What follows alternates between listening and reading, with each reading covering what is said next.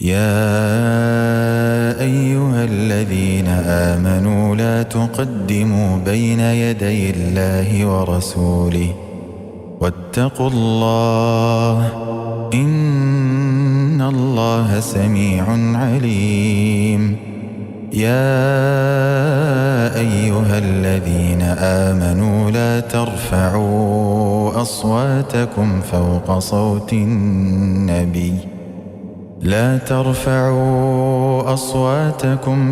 صوت النبي ولا تجهروا له بالقول كجهر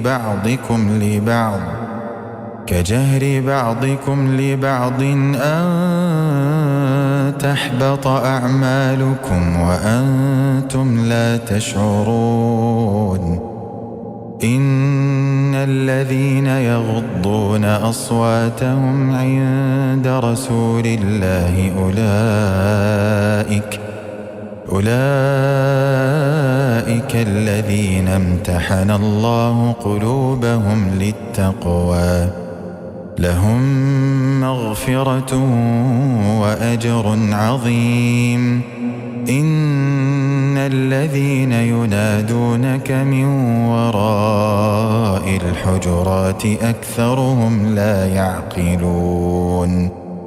ولو أنهم صبروا حتى تخرج إليهم لكان خيرا لهم والله غفور رحيم. يا أيها الذين آمنوا إن جاءكم فاسق بنبأ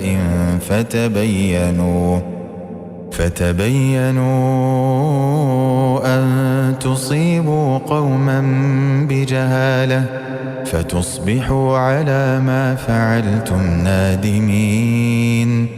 واعلموا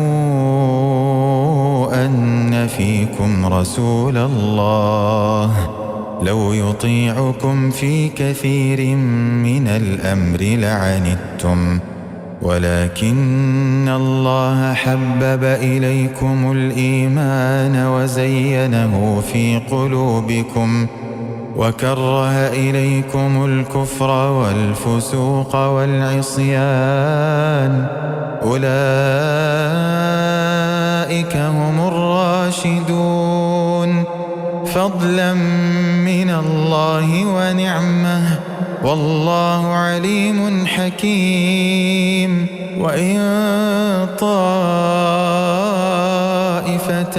من المؤمنين اقتتلوا فأصلحوا بينهما فإن بغت إحداهما على الأخرى فقاتلوا التي تبغي حتى تفيء إلى أمر الله فإن فاءت فأصلحوا بينهما بالعدل وأقسطوا إن الله يحب المقسطين.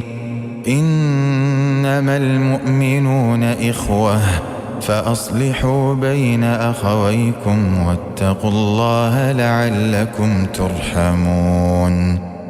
يا أيها الذين آمنوا لا يسخر قوم من قوم عسى أن يكونوا خيرا منهم ولا